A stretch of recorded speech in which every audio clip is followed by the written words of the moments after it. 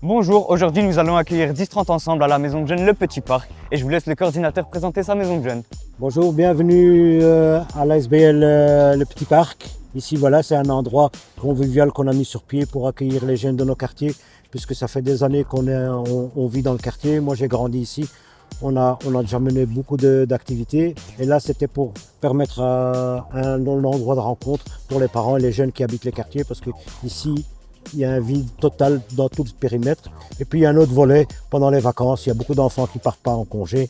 C'est essayer de mettre sur pied des activités pour eux et insister auprès des enfants que les études sont très importantes. C'est vraiment leur mettre le pied à l'étrier, les aider. Maintenant après, ça dépend d'eux. Bonjour, je m'appelle Sabrina, je suis candidate sur la liste citoyenne à Schaerbeek et donc je suis venue aujourd'hui dans la maison des jeunes du parc pour les rencontrer, faire une partie patchée avec eux et voir un petit peu justement au niveau des questions qui se posent, qu'est-ce qu'on peut faire au niveau communal pour essayer d'aider les jeunes au niveau de l'emploi, au niveau justement culturel et dans l'insertion au niveau de les formations. Donc voilà, je suis venue les rencontrer aujourd'hui.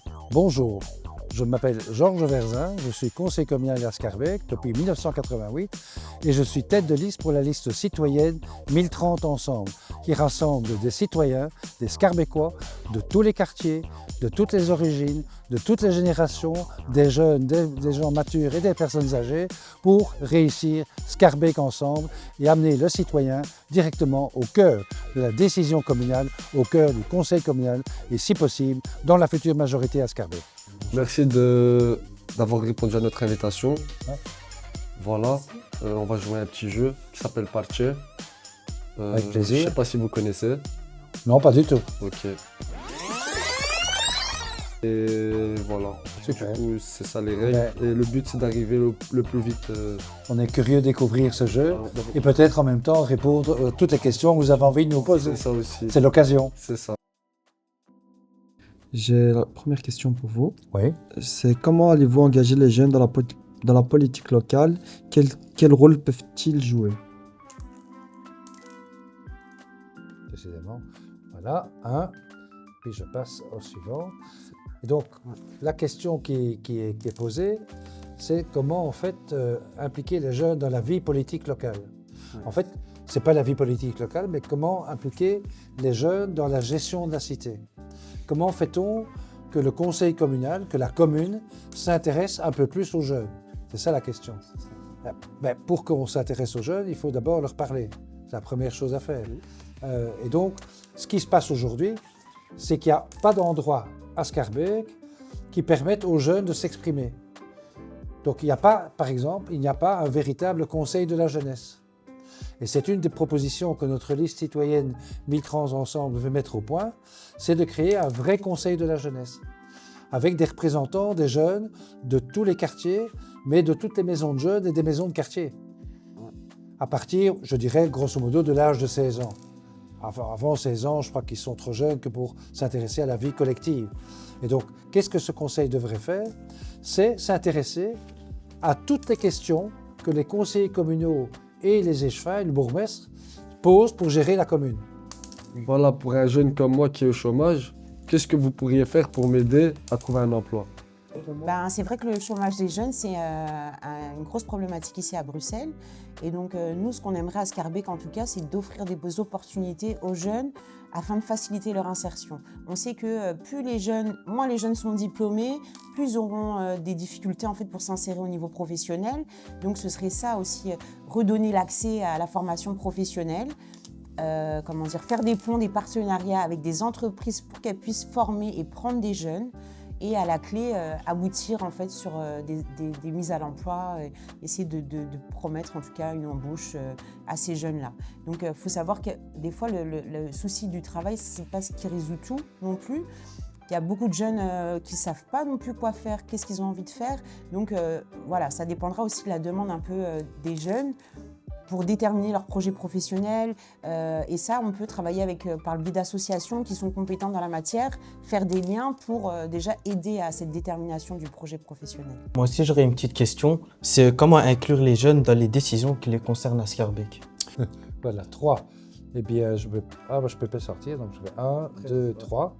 Et donc, comment inclure les jeunes dans les décisions qui les concernent? Alors, il y a une réponse qui est automatique. toutes les décisions qui sont prises à la commune concernent les jeunes. Ce qui est différent, c'est que les jeunes ont leur propre regard, qui est différent des adultes et des personnes plus âgées. Et donc, ce qui est important pour moi, c'est que tous les habitants Scarbeck, pour moi, pour nous, dans notre liste citoyenne 1030 ensemble, c'est que tous les Scarbeckois en âge de comprendre un dossier, de comprendre, soient invités à participer à la décision qu'on va prendre, avant que la décision ne soit prise. Et donc, c'est pour ça que je vais créer un conseil consultatif des jeunes, pour que tous les dossiers qui viennent à l'ordre du jour du conseil communal, qui les intéressent, ils ne sont pas obligés de se taper des trucs chiants, mais tous les dossiers qui les intéressent, ils aient l'occasion de les s'en saisir et d'émettre leur avis, avant que le conseil communal n'en parle. Et c'est la même manière, je pense, d'impliquer les jeunes dans la gestion de la cité. J'ai une quatrième question là à vous poser. Comment pouvez-vous nous aider à réaliser nos projets? Donc nous, notre liste 10-30 ensemble, ce qu'on propose, c'est de renforcer justement les collaborations qui existent déjà avec les associations au niveau des services pour les jeunes, donc, et d'établir des contrats, des programmes communaux qui vont prendre en compte en fait comme un financement pour des projets innovants pour soutenir des jeunes dans leurs projets. Donc, il y aurait plusieurs choses qui existent déjà. Donc, il y a déjà des associations qui s'occupent de jeunes pour l'entrepreneuriat parce que ça dépend de quel projet le jeune il a, s'il a envie de créer sa société, son activité. Donc ça, il y a des associations qui sont déjà financées pour pouvoir aider à démarrer le projet. Puis après, si c'est plus des projets à long terme avec des partenariats dans d'autres pays, etc., ça, c'est des bourses de projets en fait, que la commune elle pourrait essayer de financer. Dernière question. Quel conseil avez-vous pour la jeunesse de maintenant? Le conseil que je pourrais donner, hormis de faire des études et d'essayer d'avoir le maximum de diplômes, ici à Bruxelles, c'est vrai que le néerlandais, c'est une langue qui est importante. Donc le fait d'être pas forcément super diplômé, mais d'être bilingue en néerlandais, ça peut être un atout pour se démarquer par rapport aux autres jeunes. Et puis, il y a aussi beaucoup d'associations, en tout cas, beaucoup de choses, une offre de services très grande quand même à Bruxelles existe, hormis Scarbeck, parce qu'il y a beaucoup d'associatifs aussi à Scarbeck en soutien aux jeunes dans différents aspects. Il y a quand même aussi dans Bruxelles beaucoup d'offres de services à destination des jeunes. Et donc le conseil aussi que je donnerais, c'est de se bouger, d'aller à l'information, de ne pas rester statique, mais d'aller vers la source d'information parce qu'il y a beaucoup de choses qui existent et malheureusement, des fois les jeunes ne sont pas tout le temps informés de tout ce qu'il y a. Et puis de rester positif et d'aller de l'avant en fait, ça c'est important.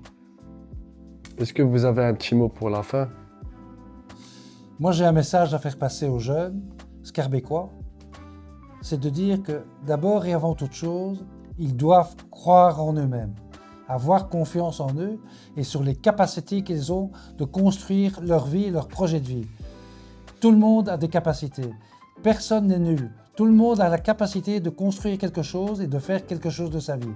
Alors, il ne faut jamais perdre confiance, croire en vous-même et aller de l'avant. C'est mon mot. Pareil, vraiment de rester positif, d'aller à la recherche en fait, comme de rester proactif, dynamique, d'être entouré, de ne pas rester seul et toujours garder espoir. Moi, c'est ça que je donnerais comme message aux jeunes et que même si ça prend du temps, on peut réaliser ses rêves et ses projets et il faut rester motivé malgré tout et croire en soi.